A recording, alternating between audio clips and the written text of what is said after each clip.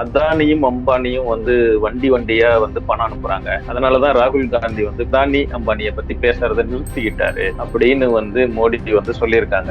மோடி அவர்களுடைய பதட்டமான ஒரு மனநிலையை காட்டுது. உடனே மோடி அவர்கள் இந்துக்களுடைய சொத்தை பறிமுதல் செஞ்சு கொடுப்போம் அப்படின்னு சொல்றாரு. மோடி இப்பொழுது தன்னுடைய நண்பர்களையும் கடித்து குதற ஆரம்பித்து விட்டார். அதானி, அம்பானியும் அவருக்கு நெருக்கமான நண்பர்கள் தான் கண்டிப்பாக பாரதிய ஜனதா கூட்டணி இந்த தேர்தலில் வெற்றி பெற முடியாது. குஜராத் மணியாக்கள் அவங்க சொத்து சேர்த்து கொண்டிருக்கிறார்கள். மோடி பேசுற அன்னைக்கு ராகுல் காந்தி இருக்கக்கூடாது அப்படிங்கிறதுக்காகவே ஒரு மொக்கையான கேஸை எடுத்துக்கிட்டு அதுவும் குஜராத் நீதிமன்றத்தில் அவருடைய நாடாளுமன்ற உறுப்பினர் பதவி பறிக்கப்பட்டது. அர்பன் நக்சல்கள் காங்கிரஸ் கட்சிக்குள்ளார பூந்துட்டாங்க. இந்துக்களினுடைய தாலிகளை அறுத்து கொண்டு போய் முஸ்லிம்களுக்கு கொடுக்க போறாங்க அப்படின்னு எல்லாம் வெறுப்பு பேச்சு பேசுறவரா மாறினார். இந்தியா கூட்டணி இடஒதுக்கீட்டை பறிக்க முயற்சி செய்கிறது அப்படின்னு சொல்லிட்டு இருக்க. தன்னால ஒரு பைத்தியத்தையா வச்சிருந்தோம். மோடிக்கு ஒரு தோல்வி பயம் விட்டது. அதனாலதான் இப்படி பேசிட்டு இருக்காரு.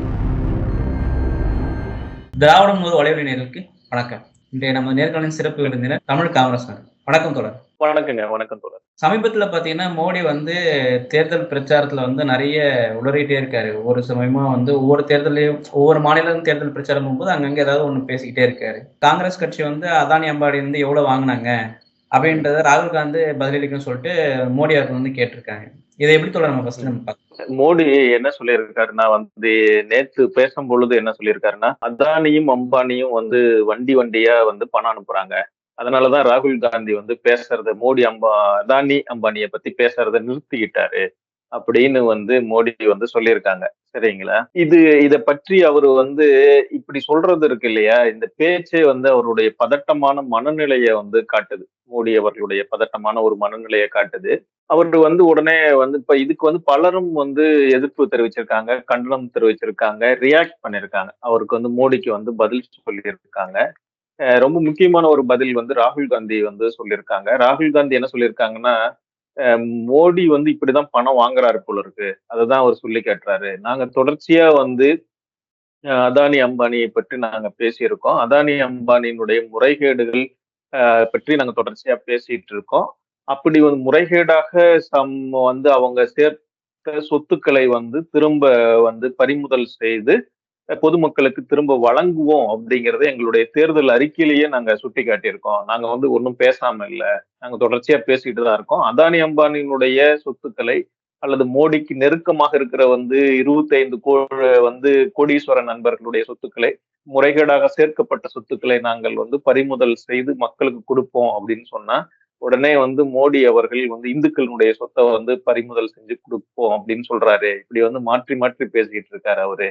ஒருவேளை அவர்தான் இந்த மாதிரி பணம் ஒரு வேன் நிறைய பணம் வாங்குகிற முறையை அவர் தான் வைச்சிருக்கிறார் போல இருக்குது. அப்படி பணம் வாங்கியதுனாலதான் அவர் அந்த முறையை சொல்றாரு அப்படின்னு சொல்லியிருக்காரு. இது ஒரு பக்கம் சொன்னா, இன்னொரு பக்கம் கார்கே, பிரியங்கா காந்தி உட்பட பலரும் அதுக்கு எதிர்வினை ஆற்றிருக்காங்க. கார்கே சொல்றது ரொம்ப தெரிவிச்சிருக்காங்க. தினமும் ராகுல் காந்தி தான் அதானி அம்பானி பத்தி பேசிட்டு இருக்காரு அப்படின்னு சொல்லிட்டு கண்டனம் தெரிவிச்சிருக்காங்க. ஆமா, ஆமா. நாங்க நூற்றுக்கணக்கான முறைகள் பேசியிருக்கோம் பிரியங்கா காந்தி அப்படின்னு சொல்லியிருக்காங்க. கார்கே ரொம்ப முக்கியமான விஷயத்த சுட்டிக்காட்டியிருக்காங்க. அது அந்த செய்தி ரொம்ப முக்கியமானதுன்னு நான் நினைக்கிறேன். மோடி இப்பொழுது தன்னுடைய நண்பர்களையும் கடித்து குதற ஆரம்பித்து விட்டார் அப்படின்னு சொல்லியிருக்காரு. ட்விட்டர் தளத்துல அவர் தெரிவிச்சிருக்கிற கருத்து இந்த கருத்து ரொம்ப முக்கியமானதுன்னு எனக்கு தோணுது. ஏன் அப்படின்னு சொன்னா, அவர் அதானி, அம்பானியும் அவருக்கு நெருக்கமான நண்பர்கள் தான் அதானி குழுமம் வந்த பிறகு அவருக்கு ரொம்ப நெருக்கமான ஒரு குழுமமாக இருந்தது. அது அவங்க மீது கிண்டன்பர்க் அறிக்கை மற்றதெல்லாம் வந்த போது கூட அவர் விட்டு கொடுக்காம பேசி கொண்டிருந்தார். இது அவங்க இந்த தேசத்தினுடைய வளர்ச்சியை பிரதிபலிக்கிறாங்க அப்படின்னு எல்லாம் பேசினார். இப்ப 2 நாளைக்கு முன்னாடி பேசும் பொழுது கூட அப்படி எல்லாம் தான் பேசிட்டு இருந்தார். ஆனா இன்னைக்கு இந்த 3வது கட்ட தேர்தல் முடிந்த பிறகு இப்படி ஒரு பேச்சை தொடங்கி இருக்கிறார். அது முக்கியமானது. அவர் கார்கே சொல்லியிருக்கிற தன்னுடைய தோல்வி பயத்தில் தோல்வி அடைந்து விடுகிறோம் என்ற அச்சத்தில் மோடி அவர்கள் தன்னுடைய நண்பர்களையும் கடித்து குதற ஆரம்பித்து விட்டார் அப்படின்னு சொல்லியிருக்கிறது ரொம்ப முக்கியமானதுன்னு நினைக்கிறேன்.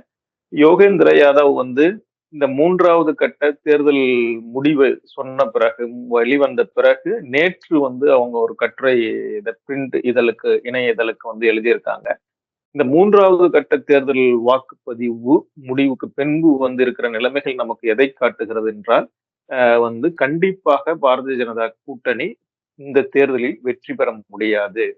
பெரும்பான்மை 272 என்கிற அந்த பெரும்பான்மை எண்ணிக்கை மேஜிக் நம்பரை அவர்கள் இந்த முறை கண்டிப்பாக பெற முடியாது அப்படின்னு சொல்லியிருக்காரு. அந்த கட்டுரையில அவர் சொல்லியிருக்காரு. அதுக்கு என்ன காரணம் அப்படிங்கிறதையும் கணக்கு போட்டு காட்டியிருக்காரு.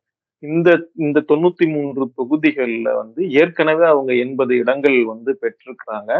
ஆனா இந்த முறை இந்த 80 இடங்களில் அவங்க பெறப்போகிற தொகுதிகள் குறைந்தபட்சம் 20 தொகுதிகளுக்கு மேலாக குறையும். இவர்கள் 20 தொகுதிகளுக்கு மேலாக அதிகமாக பெறுவார்கள். அதனால் இந்த ஏற்கனவே நடந்த 2 கட்ட தேர்தல்கள், இது இப்பொழுது நடந்திருக்கிற 3வது கட்ட தேர்தல், இந்த தேர்தல் போக்கே மோடி தோல்வி அடைந்து செல்லும் அந்த பாதையில் வேகமாக பயணித்துக் கொண்டிருக்கிறார் என்பதை காட்டுகிறது அப்படின்னு எழுதியிருக்காங்க. அந்த தோல்வியினுடைய அச்சத்தில் தான் ஏற்கனவே இருந்ததெல்லாம் விட வேகமாக ஒரு தோல்வியை நோக்கி போய் கொண்டிருப்பதால் தான் தன்னுடைய நண்பர்களை கூட அவர் விட்டு வைக்காமல் கடித்து குதற ஆரம்பித்திருக்கிறார் அப்படின்னு கார்கே சொல்லியிருக்கிறது ரொம்ப முக்கியமான கருத்துன்னு தோணுது. இன்னொன்னு ராகுல் காந்தி கூட பாத்தீங்கன்னா நாடாளுமன்றத்திலே அந்த விவாதத்திலே மோடி இவங்க எல்லாம் அதானி அம்பானி யாருக்குன்னே தெரியாம சொல்லும் போது அதை ராகுல் காந்தி ஒரு புகைப்படத்தை காமிச்சு வெளியிட்டு இருப்பாரு. அப்ப இவர் கூட இருக்கிறது யாரு அப்படின்னு சொல்லியிருப்பாரு. இதை நம்ம எப்படி பார்க்கலாம்? இல்ல, அவரு ராகுல் காந்தி தொடர்ச்சியா இந்த குரோனிக் கேபிட்டல் இல்ல குரோனிக் கார்பரேட்ஸோட இதை தொடர்ச்சியா பேசிட்டு இருக்காரு. குறிப்பாக இந்த 10 ஆண்டு கால பாரதிய ஜனதா கட்சியினுடைய ஆட்சியில் ஏற்கனவே நாட்டுல செல்வ ஏற்றத்தாழ்வுகள் இருக்கு. செல்வம் ஒரு பக்கம் குவியுது.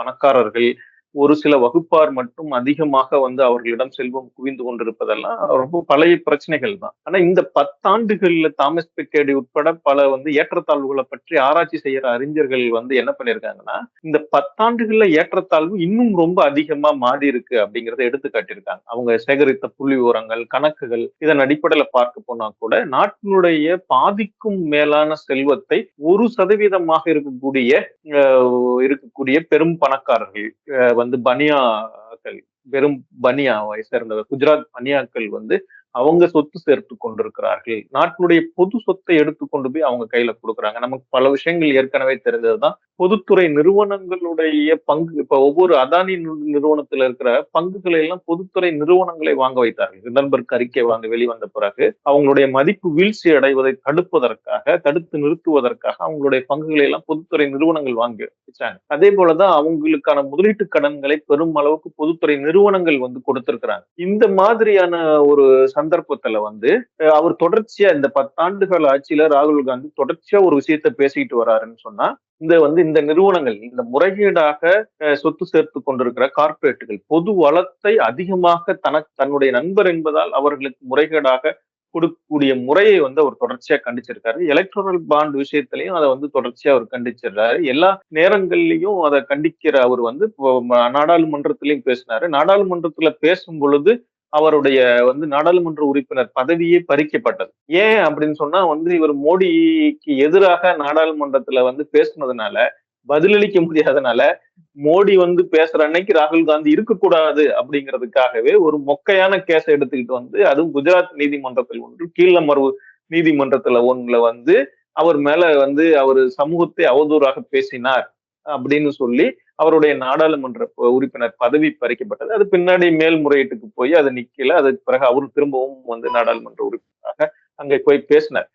இது எல்லாம் அவர் தொடர்ச்சியா பேசுறது மட்டும் இல்லாம காங்கிரஸ் கட்சி தன்னுடைய தேர்தல் அறிக்கையிலையும் அதை சொல்லியிருக்காங்க. இது மட்டும் அல்லாமல் அவங்க இன்னும் ஒரு பெரிய விஷயத்தையும் செஞ்சிருக்கிறாங்க. இந்த நாட்டினுடைய பெரும்பான்மை மக்கள், அவங்க பிற்படுத்தப்பட்டோர், பட்டியலின மக்கள், பழங்குடி மக்கள், சிறுபான்மையினராக இருக்கக்கூடிய இந்த நாட்டினுடைய மிக பெரும்பான்மையான மக்களுக்கு இந்த நாட்டின் செல்வ வளத்தில் உரிய பங்குகள் கிடைக்கவில்லை அப்படின்னு சொல்லியிருக்காங்க. ரிசோர்ஸில், செல்வ வளத்தில் உரிய பங்குகள் கிடைக்கவில்லை என்பதை அவங்க சொல்லியிருக்கிறாங்க.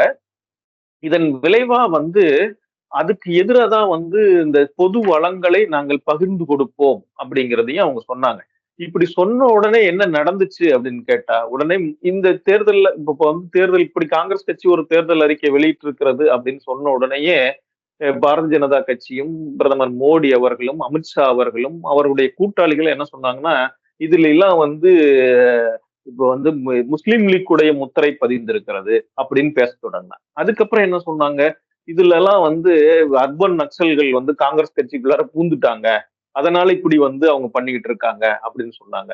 இன்னும் ஒரு படி போய் மேல போய் எவ்வளவு மோசமா அவருடைய தேர்தல் பிரச்சாரத்தை வந்து நடத்தினாரு அப்படின்னு சொன்னா, அவர் வந்து மங்கள் சூத்ரா உங்களுடைய தாலிகளை இந்துக்களினுடைய தாலிகளை அறுத்து கொண்டு போய் வந்து முஸ்லிம்களுக்கு கொடுக்க போறாங்க அப்படின்னு எல்லாம் வெறுப்பு பேச்சு பேசுறவரா மாறினார்.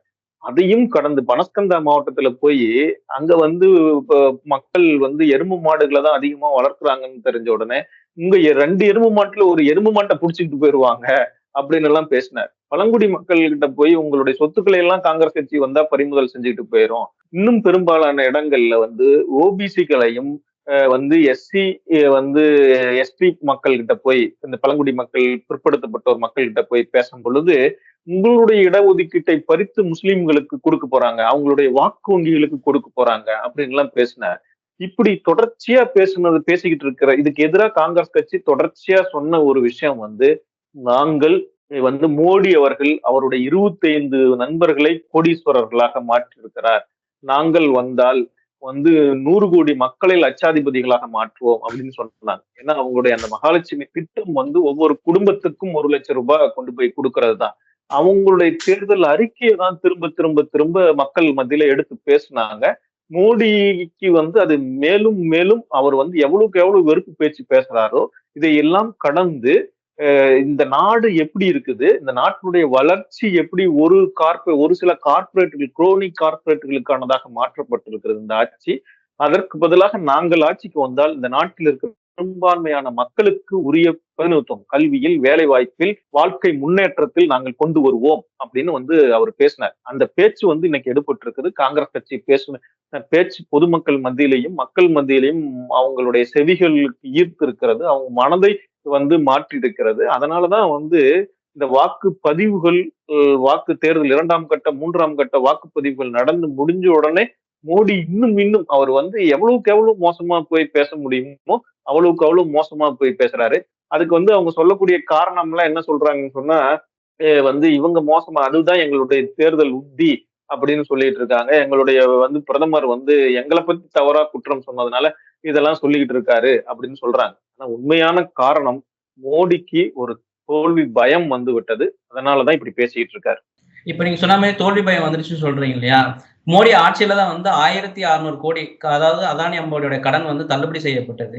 ஆமா. அப்படிங்கும்போது அவ்வளவு நெருங்கிய நண்பர்களை வந்து இன்னைக்கு வந்து விமர்சனம் செய்ய வேண்டிய காரணம் வந்து தேர்தலோட தோல்வி பயன்னு நினைக்கிறீங்களா? ஆமா, மோடி மட்டும் இல்ல, அவர் வந்து சில கார்ப்பரேட்டுகளோட இதையும் வந்து 16 லட்சம் கோடி ரூபாய் வந்து கடன் தள்ளுபடி நடந்திருக்கு அப்படிங்கிற ஒரு விஷயத்த வந்து சுட்டி காட்டினார் வந்து ராகுல் காந்தி. இடையில ஒரு பிரச்சாரத்தின் பொழுது இவங்க இந்த மாதிரி எங்க பொதுமக்களுடைய இந்துக்களுடைய சொத்துக்களை பறித்து கொடுத்துருவாங்க அப்படின்னு சொன்ன பொழுது அவர் வந்து ராகுல் காந்தி அவர்கள் சொன்ன ஒரு விஷயம் வந்து 16 கார்ப்பரேட்டுகளுக்கு இந்த மாதிரி 16 லட்சம் கோடி ரூபாய் இவங்க கடன் தள்ளுபடி செஞ்சிருக்காங்க. இந்த 16 லட்சம் கோடி ரூபாய் இருந்தது என்றால் வந்து மகாத்மா ஊரக வேலை வாய்ப்பு திட்டத்தை 16 ஆண்டுகள் நடத்தி இருக்க முடியும். இந்த எவ்வளவு ஒரு இந்த 16 கோடி மக்களுக்கு வந்து 16 கோடி குடும்பங்களுக்கு ஆண்டுக்கு 1 லட்சம் ரூபாய் கொடுத்திருக்க முடியும் வந்து 10 ஆண்டுகளுக்கு அப்படின்னு எல்லாம் வந்து ஒரு கணக்கு எல்லாம் போட்டு சொன்னாங்க வந்து ராகுல் காந்தி. அதெல்லாம் ரொம்ப யதார்த்தமா வந்து மக்கள் மனதுல வந்து ஆழமா பதிஞ்ச ஒரு விஷயங்களா மாறிட்டது. இதுல வந்து இந்த தேர்தலே வந்து அவங்க எப்படி நினைச்சாங்கன்னு சொன்னா, இந்த நீண்ட காலம் தேர்தல் ஏப்ரல் 19 இருந்து ஜூன் 1 வரைக்கும் நம்ம வந்து ஒரு 2 மாசம் தேர்தல் நடத்தினா எல்லா இதுவும் வந்து அவங்க என்னதான் பேசினாலும் எதிர்கட்சிகளுக்கு எதிராக அவங்க நம்ம தொடர்ச்சியா பேசிக்கிட்டே இருக்க முடியும் அப்படின்னு நினைச்சிட்டு இருந்தாங்க. இப்ப என்ன நடக்குதுன்னா இந்தியா கூட்டணி கட்சிகள் வைக்கக்கூடிய குற்றச்சாட்டுகளுக்கு பதிலளிக்க முடியல மோடியால. அவரு வந்து திரும்ப இப்ப என்ன பண்றாருன்னா இந்தியா கூட்டணி கட்சிகள் அவர் மீது என்ன வந்து விமர்சனங்கள் வச்சாங்களோ, என்னென்னலாம் விமர்சனம் வச்சாங்க, இவங்க வந்து அரசியல் அமைப்பை மாற்ற முயற்சிக்கிறார்கள் அப்படிங்கிற ஒரு விமர்சனத்தை வச்சாங்க. அது வந்து அடிப்படையில ஏற்கனவே 370 அவங்க ரத்து பண்ணாங்க, வேணும்னே தான் ரத்து பண்ணாங்க. அதை வந்து நாங்களுக்கு பெரும்பான்மை இருக்கு அதனால நாங்க செய்வோம் அப்படின்னு சொன்னாங்க. அது இது நீதிமன்றத்துல போகும்பொழுது நாங்க தான் வந்து இதுதான் இந்துக்களுடைய மனநிலை, இந்திய மக்களுடைய மனநிலை, தேசபக்தி இருந்தா ஒருத்தர் இப்படிதான் பேச முடியும்னு சொன்னாங்க. அதுக்கு பிறகு வந்து இடபிள்யூஎஸ் கொண்டு வந்தாங்க. இடபிள்யூஎஸ் சட்டம்லாம் இதுவரைக்கும் நாடாளுமன்ற நடவடிக்கைகள்ல உரிய முறையிலே இல்லாமல் திடீரென்று கொண்டு வரப்பட்டு முன் தேதியிட்டு அமுல்படுத்தப்பட்டு அதற்கு பிறகு வந்து அந்த சட்டம் வந்து நாடாளுமன்றத்தில் நிறைவேற்றப்பட்ட ஒண்ணு. அரசியல் அமைப்பு என்ன சொல்லுது? சமூக அளவில், கல்வி அளவில் பின்தங்கி இருக்கக்கூடிய சமூகங்களுக்கு இடஒதுக்கீடு கொடுக்கணும்னு சொல்லியிருக்கு. ஆனா இவங்க பொருளாதார ஒரு ஒதுக்கீடு அப்படின்னு சொல்லி அதுவும் வந்து உயர் சாதி மக்களுக்கான பொருளாதார இடஒதுக்கீடு அப்பர் காஸ்ட் அவங்களுடைய இந்த பட்டியலெல்லாம் வராத வந்து மக்களுக்கான இடஒதுக்கீடா அதை கொண்டு போய் அவங்களுக்கு கொடுத்து அவங்க ஏற்கனவே அதிகமா தான் இருக்கிறாங்க. அவங்களுக்கு இப்படியெல்லாம் அரசியல் அமைப்பை வந்து சீரழித்து கொண்டு வரும். இன்னொரு ஒரு பெரிய திட்டம் அவங்க கொண்டு வந்த திட்டம் தான் ஒரே நாடு ஒரே தேர்தல் திட்டம். அவங்க வந்து கொண்டு வந்து அந்த ஒரு குழுவை அமைத்து முன்னாள் குடியரசுத் தலைவர் ராம்நாத் அவங்க தலைமையில நடந்த அந்த இதுல அவர் தலைமையில நடந்த அந்த இதுல அவர் கொடுத்திருக்கிற அறிக்கையை அரசியல் அமைப்பை வந்து நீங்க மாநிலங்களிடம் எந்த ஆலோசனையும் செய்யாமல் ஒரே நாடு ஒரே தேர்தல் திட்டத்தை நீங்க அமுல்படுத்தலாம் அப்படின்னு சொல்லி எல்லாம் ஒரு பரிந்துரை கொடுத்திருக்கிறார். இதெல்லாம் அரசியல் அமைப்பை மீறுகிற ஒரு போக்குதான். இவங்க கடந்த காலத்திலேயே வாஜ்பாய் அரசாங்கத்தின் காலத்துல இந்த அரசியல் அமைப்பை மாற்றுவதற்கு ஒரு குழுவை அமைத்தவர்கள், ஆலோசனை வந்து பகுப்பாய்வு செய்வதற்கு, ஆய்வு செஞ்சு அறிக்கை கொடுப்பதற்கு. இப்படியெல்லாம் இவங்க தான் வந்து அரசியலமைப்பை மாற்றணும், இந்த அரசியலமைப்பு மாதிரி இல்ல அப்படின்னு சங்க பரிவார அமைப்புகள் தான் பேசிட்டு இருக்காங்க. இந்த தேர்தலின் பொழுது, தேர்தலுக்கு முன்னாடியும் தேர்தலின் பொழுதும் சங்க பரிவார அமைப்புகள் தான் இந்துக்களுக்கான ஒரு அரசியல் அமைப்பு எப்படி இருக்கணும் அப்படின்னு ஒரு மாதிரி அரசியல் அமைப்பை எல்லாம் வெளியிட்டு இருக்காங்க. அவங்க வந்து சங்க பரிவார அமைப்புகளை கண்டிப்பதற்கு பதிலாக இல்லைன்னா பிரதமர் மோடி இதுக்கெல்லாம் எதுவுமே பதில் சொல்ல. இதனால வந்து எதிர்கட்சிகள் வச்ச குற்றச்சாட்டுக்களை எல்லாம் இப்ப திரும்பி என்ன நடக்குதுன்னு சொன்னா, இந்த வடிவேல் ஒரு படத்துல வந்து ஒரு காமெடி நடக்கும்ல, என்ன கையை பிடிச்சி இழுத்து, ஏன்னா என்ன கையை பிடிச்சி இழுத்த, என்ன நடந்து, எதை கேட்டாலும் எதிரெதிரா ஒரு கேள்வி கேட்டுட்டு இருப்பாருல்ல, அதே மாதிரி எதிர்கட்சிகள் வைக்கக்கூடிய குற்றச்சாட்டுகள் எல்லாத்தையுமே இன்னைக்கு திரும்ப காங்கிரஸ் கட்சி மேல சொல்லிட்டு இருக்காரு. இவங்கதான் நீங்க அரசியலமைப்பை மாற்றுறதுக்கு முயற்சி செய்யறீங்க அப்படின்னு சொன்ன இவரு திரும்ப நீங்க தான் அரசியலமைப்பை மாற்றுறதுக்கு முயற்சி செய்யறீங்க. இவங்க வந்து இந்தியா கூட்டணி கட்சி இடபிள்யூஎஸ் மற்ற பிரச்சனைகளை கருத்தில் கொண்டு இதுவரைக்கும் அமுல்படுத்தப்பட்ட இடஒதுக்கீட்டு முறை அமுல்படுத்த 10 ஆண்டுகள் அமுல்படுத்தப்பட்ட முறையை வந்து சொல்லிதான் இவங்க வந்து பிற்படுத்தப்பட்டோர், பழங்குடிகள், பட்டியலின மக்களுடைய இடஒதுக்கீட்டை பறிக்க முயற்சி செய்யறாங்க அப்படின்னு சொன்ன உடனே திரும்ப வந்து மோடி என்ன சொல்றாருன்னா, இந்தியா கூட்டணி வந்து இடஒதுக்கீட்டை பறிக்க முயற்சி செய்கிறது அப்படின்னு சொல்லிட்டு இருக்காரு. இந்துக்களுடைய இடஒதுக்கீட்டை பறித்து வந்து ஓட்டு ஜிகாதிகளுக்கு கொடுக்க பாக்குறாங்க அப்படின்னு எல்லாம் பேசிட்டு இருக்காரு. இது முழுக்க முழுக்க ஒரு காமெடியான இதா போயிட்டது வந்துட்டு. அவர் வந்து வடிவேல் காமெடி மாதிரிதான் இப்ப வந்து தேர்தல் பரப்புரையே நடந்துகிட்டு இருக்குது. முழுக்க முழுக்க மோடி என்ன பண்றாருன்னா, இந்தியா கூட்டணி கட்சிகள் வந்து வைக்கக்கூடிய விமர்சனங்களுக்கு பதிலளிக்க முடியாமல் அவர் வந்து இவங்க சொல்ற குற்றச்சாட்டுகளையே திரும்ப வந்து காமெடியா வந்து அவங்க மேல சொல்லிட்டு இருக்காரு. அதானி அம்பானியினுடைய கூட்டாளியாக மோடி செயல்படுகிறாருன்னு யார் தொடர்ச்சியா குற்றச்சாட்டு வச்சுட்டு இருந்தது? இந்தியா கூட்டணி கட்சிகள். ராகுல் காந்தி தான் அத்தகைய குற்றச்சாட்டை முன்வைத்தார். இன்னைக்கு என்ன பண்றாங்க? திரும்ப வந்து இவங்க வந்து அதானி கிட்ட இருந்து வேன் நிறைய பணம் வாங்கிக்கிட்டாங்க அப்படின்னு சொல்லிட்டு இருக்காருன்னா, இது என்ன நகைச்சுவையா எடுத்துக்கிறதா, என்னன்னு எடுத்துக்கிறது? அந்த குற்றச்சாட்டுக்கு அவரு அதுக்கு பிரதமரா இருந்த காலத்துல எந்த இதுலயும் பதிலே சொல்லல. அப்படி ஹிண்டன்பர்க் அறிக்கை வந்த பொழுது ஒரு நாடாளுமன்ற கூட்டு விசாரணை வேண்டும் அப்படின்னு கோரிய பொழுது அப்படியான விசாரணை வேணும் இல்ல நாங்க வைக்க வேணாம் அப்படிங்கிறதுக்கு கூட மோடி எந்த பதிலையுமே சொல்லல. அவர் வந்து அன்னைக்கு வந்து பேசின நாடாளுமன்ற உரையில அதானி பற்றின பிரச்சனை எழுப்பப்பட்டு அதுக்கு அந்த செஷன்ல வந்து அவர் கடைசியா வந்து பேசும் பொழுது அதை பற்றி ஒரு வார்த்தை கூட பேசாமல் போனவர் மோடி. அப்படி இருக்கிற மோடி வந்து இன்னைக்கு இப்படி எல்லாம் சொல்லிட்டு இருக்காருன்னு சொன்னா அவருக்கு எப்படிப்பட்ட மனநிலையில் இருப்பாரு? சில நண்பர்கள்லாம் வந்து சொல்றேன், நேத்து வந்து சமூக ஊடகங்களை பார்க்கும் பொழுது சில நண்பர்கள்லாம் எழுதிட்டு இருந்தாங்க, இத்தனை நாளா வந்து ஒரு பைத்தியத்தையா வச்சிருந்தோம், ஏன்னா சொல்றதெல்லாம் திரும்ப பேசிட்டு இருந்தா அப்படித்தானே தோணுது. ஒரு மனநிலை சரியா இருக்கிறவரு இப்படியா பேசுவாரு அப்படின்னு தோன்ற நிலையில தான் நம்முடைய பிரதமர் அவர்கள் பேசிக் கொண்டிருக்கிறார். அவர் வந்து இந்த விமர்சனங்கள் வைக்கிறது காரணம் வந்து அந்த காங்கிரஸ் அந்த இந்திய கூட்டணி தயாரிக்கிறதுக்கு தேர்தல் அறிக்கையை ஒரு காரணமா நான் பாக்குறேன். ஏன்னா ஒவ்வொரு தேர்தல் அறிக்கையிலையும் அவங்க சொல்ற எல்லா பாயிண்ட்டுகளையும் வந்து இவர் ஒவ்வொரு மாநிலத்துக்கு அந்த தேர்தல் பிரச்சாரம் போகும்போது ஒவ்வொரு தேர்தல் அறிக்கையை பத்தி மட்டுமே விமர்சனம் பண்றாரு. சோ அப்ப இந்தியா கூட்டணி தயாரிச்சுக்கிற தேர்தல் அறிக்கையை வந்து ஒரு தரமான தேர்தல் அறிக்கையை நம்ம பார்க்கலாங்களா? ஆமா, இந்த முறை வந்து ரெண்டு பேருக்கு இடையில தான் போட்டி. ஒன்று இந்தியா கூட்டணி, இன்னொன்னு என்டிஏ கூட்டணி வந்துட்டு தேசிய ஜனநாயக கூட்டணி, பாரதிய ஜனதா தலைமையில இருக்கிற கூட்டணி. நீங்க இதுல ரொம்ப முக்கியமான விஷயம் வந்து இவங்க வந்து ஒரு தேர்தல் அறிக்கையை வெளியிடுறாங்க. இன்னொரு புறம் வந்து இந்தியா கூட்டணி வெளியிட்ட பிறகு அது ரொம்ப பரவலான பேசுபொருளா வந்து மக்களிடையே சென்று சேருது. அந்த இந்தியா கூட்டணியினுடைய தேர்தல் அறிக்கையை முழுக்க கொண்டு சேர்த்ததுல ஒரு பெரும் பங்கு வந்து மோடி அவர்களுக்கும் உண்டு. ஏன்னா அத வந்து எடுத்த உடனே இப்படி எல்லாம் பேசினாரு. இது வந்து இது வந்து முஸ்லீம் லீக் முத்திரை இருக்குது, அர்பன் நக்சல்கள் இவங்க மாதிரி யோசிக்கிறாரு. சமத்துவம்னு பேசுறது எவ்வளவு பெரிய வந்து இது கேடு தெரியுமா அப்படின்லாம் தேர்தல் பிரச்சார கூட்டங்கள்ல பேசிட்டு இருந்தாரு. இவ்வளவு மோசமா பேசிட்டு இருக்காங்க. இது என்ன, இது அநியாயமா இருக்கு. சமத்துவம்னு ஒண்ணு பேசுறாங்களே, எல்லாருக்கும் சம பங்கீடு செய்வோம்னு பேசுறாங்களே, இதெல்லாம் அநியாயம் அப்படின்னு எல்லாம் பேசிட்டு இருந்தாரு மோடி இடையில. அவரு வந்து இதே நேரத்துல இன்னொரு புறம் பார்த்தீங்கன்னா வந்து பாரதிய ஜனதா கட்சி வந்து ஒரு தேர்தல் அறிக்கையை, தேசிய ஜனநாயக கூட்டணி ஒரு தேர்தல் அறிக்கையை வெளியிட்டாங்க. அதுல எதுவுமே இல்ல. அவங்க வந்து அவங்க ஏன் வந்து தேர்தல் அறிக்கையில எந்த வாக்குறுதியுமே குடுக்காம ஒரு தேர்தலை சந்திக்கிறாங்க? குறிப்பிடத்தக்க வாக்குறுதிகள் எதுவுமே இல்ல.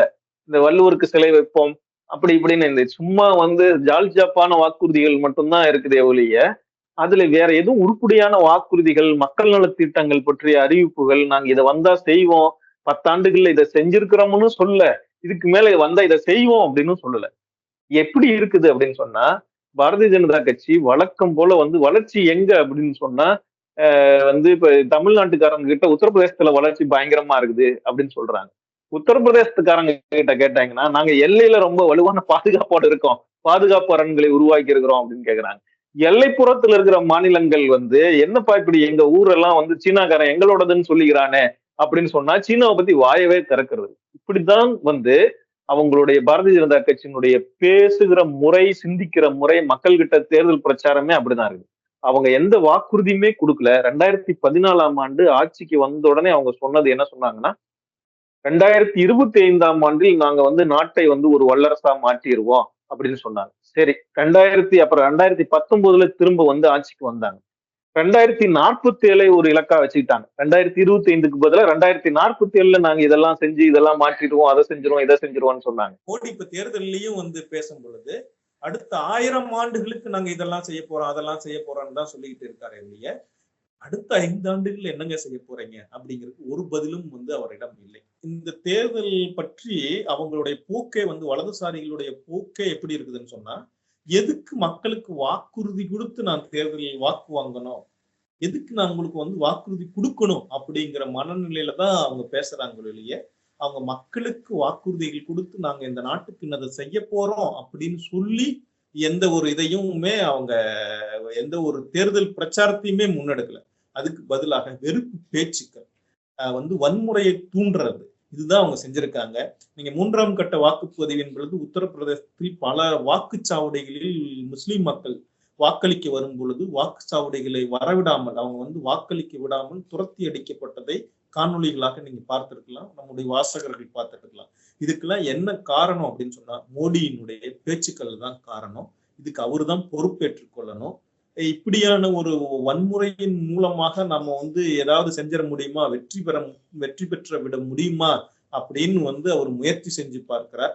அவங்க வந்து தொடர்ச்சியா வந்து என்ன நடந்திருக்குதுன்னா, அவங்களுடைய கட்சியே வந்து சோர்வு அடைஞ்சிட்டு, இப்ப வந்து மோடி மொக்கையா பேசுறாரு, மோசமா பேசுறாரு, இவ்வளவு அவதூறா பேசுறாரு அப்படின்னு மற்றவங்களுக்கு எல்லாம் யாருக்கும் இது இல்லை. அவங்க கட்சிக்காரங்களே பேச ஆரம்பிச்சுட்டாங்க, அவருடைய ஆதரவாளர்களே பேச ஆரம்பிச்சுட்டாங்க, இவ்வளவு மோசமா பேசுறாரு, இது வந்து கொஞ்சம் அதீதமா தெரியுது அப்படின்ட்டு.